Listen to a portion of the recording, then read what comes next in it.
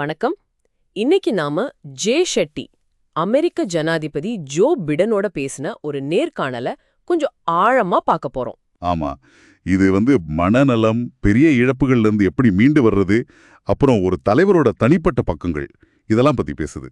சரி, குறிப்பா ஒரு தலைவர் எப்படிப்பட்ட கஷ்டங்களை சந்திக்கிறாரு, அந்த அனுபவங்கள் அவரை எப்படி உருவாக்குதுன்னு புரிஞ்சுக்க இது உதவும்னு நினைக்கிறேன். இதுக்கு ஆதாரம் அந்த யூடியூப் நேர்காணல் தான். கண்டிப்பா.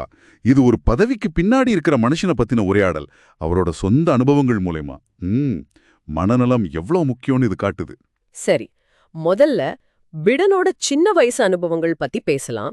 ஸ்கூல்ல கொடுமைப்படுத்தினது, அப்போ அங்க அம்மா சொன்ன ஒரு அட்வைஸ், அவனை மூக்குல குத்துன்னு சொன்னாங்களாம். ஆமா, அது ஒரு பக்கம். இன்னொரு பக்கம் திக்குவாய் பிரச்சனை, அது அவரை ரொம்ப ரொம்ப பாதிச்சதா சொல்றாரு. ஒரு சாபம் மாதிரி இருந்துச்சுன்னு கூட சொல்றாரு. இந்த மாதிரி ஆரம்ப கால சவால்கள் ஒருத்தரை எப்படி வடிவமைக்கும்? அது ஒரு இன்ட்ரெஸ்டிங்கான கேள்வி. பாருங்க, இந்த மாதிரி அனுபவங்கள், அவமானங்கள், போராட்டங்கள், இது பிற்காலத்துல ஆழமான பச்சாதாபமா மாறக்கூட வாய்ப்பு இருக்கு. ஓ, அப்படியா? ஆமா. இப்ப பாருங்க, திக்குவாய் பிரச்சனை இருக்கிற மத்தவங்களோட அவரை இயல்பா கனெக்ட் பண்றது, அவங்களுக்கு உதவணும்னு நினைக்கிறது, இது அதைத்தான் காட்டுது. சரிதான். அதே மாதிரி அவங்க அம்மா ஆசிரியர்கிட்ட போய் பேசினது, ஒரு தாயோட அந்த பாதுகாப்பு உணர்வு இருக்குல்ல, அது ஒரு குழந்தைக்கு எவ்வளவு பெரிய தன்னம்பிக்கையை கொடுக்கும். நிச்சயமா. ஆனா அதே சமயம் ஒருவேளை அந்த அனுபவம் பிற்காலத்துல பிரச்சனைகளை எப்படி எதிர்கொள்றாருங்கிறதையும் பாதிச்சிருக்கலாம். அடுத்தவர் பேசுற விஷயம் ரொம்ப ரொம்ப கனமான ஒண்ணு. முதல் மனைவி, அவங்களோட கைக்குழந்த மகள் 2 பேரையும் ஒரு கார் விபத்துல இழந்தது. அப்போ அவரோட மகன்கள், அவங்களுக்கும் படுகாயம். அந்த சமயத்துல குடும்பத்தோட ஆதரவு, குறிப்பா அவரோட சகோதரி சகோதரன் உடன் இருந்தது, அது எவ்வளவு முக்கியமா இருந்துச்சுன்னு சொல்றாரு. ஆமா, அதுல இன்னொரு விஷயம் சொல்றாரு பாருங்க. மத்தவங்களோட கஷ்டத்துல நாமளும் பங்கெடுத்துக்கணும், அதாவது அவங்களுக்காக இருக்கணும், ஷோயிங் அப், அதுதான் பெரிய ஆறுதல் தரும்னு. சரி, இதுல முக்கியமா கவனிக்க வேண்டியது, மத்தவங்க கிட்ட இருந்து உதவியை ஏத்துக்கிறதுக்கும் ஒரு தைரியம் வேணும்னு அவர் சொல்றது. அது உண்மைதான். ஆமா, அதுவும் சரிதான்.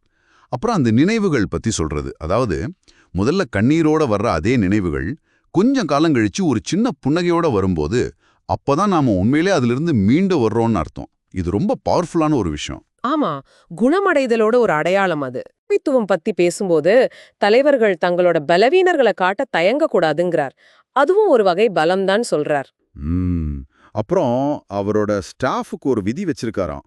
குடும்ப பிரச்சனைனா வேலையை விட அதுதான் முக்கியம், உடனே வீட்டுக்கு போயிடுங்கன்னு சொல்வாராம். இது கேட்கவே கொஞ்சம் ஆச்சரியமா இருக்கு. ஆமா, ஆனா அது அவர் பட்ட கஷ்டங்கள்ல இருந்து வந்த பாடமா இருக்கலாம் இல்லையா? அந்த இழப்புக்கு பிறகு குடும்பத்தோட முக்கியத்துவத்தை அவர் உணர்ந்திருப்பார். இருக்கலாம். அப்புறம் முடிவுகள் எடுக்கிறதுல இதயம், உள்ளுணர்வு, அறிவு, இது எல்லாத்துக்கும் பங்கு இருக்கணும். கண்ணியம் மாதிரி சில அடிப்படை மதிப்புகள் ரொம்ப முக்கியம்னு சொல்றாரு. சரி, இதுல இன்னொன்னு, மத்தவங்களோட உந்துதல், அதாவது அவங்க ஏன் அப்படி நடந்துக்கிறாங்கன்னு புரிஞ்சுக்க முயற்சி பண்றது, அது ஒரு நல்ல யுக்தின்னு சொல்றார். ஆமா, அது எப்படி உதவும்? அதாவது ஒருத்தரோட நோக்கத்தை நாம புரிஞ்சுக்கிட்டா அவங்கள காயப்படுத்தாம அதே சமயம் பிரச்சனைக்கும் தீர்வு காண முடியும். இது சர்வதேச உறவுகள்ல இருந்து நம்ம அன்றாட சண்டைகள் வரைக்கும் கூட இது யூஸ்ஃபுல்லா இருக்கும். ஓ, சரி சரி. அப்புறம் நேர்காணல்ல அவருக்கு கிடைச்ச மிகச்சிறந்த அறிவுரை எதுன்னு கேட்டதுக்கு, இருந்துரு, ஷோ அப் அப்படின்னு சொல்றாரு.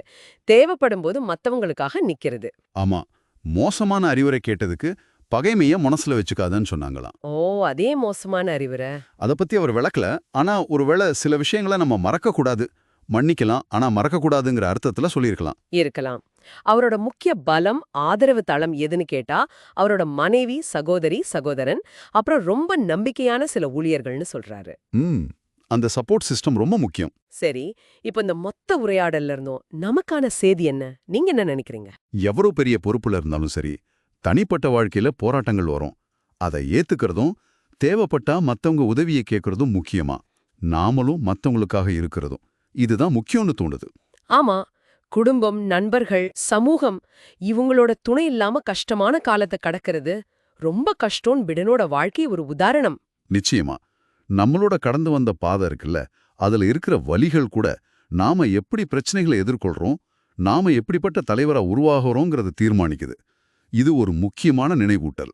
சரி, நீங்க உங்க வாழ்க்கையில சந்திச்ச மிக கடினமான அனுபவங்களை பத்தி யோசிச்சு பாருங்க.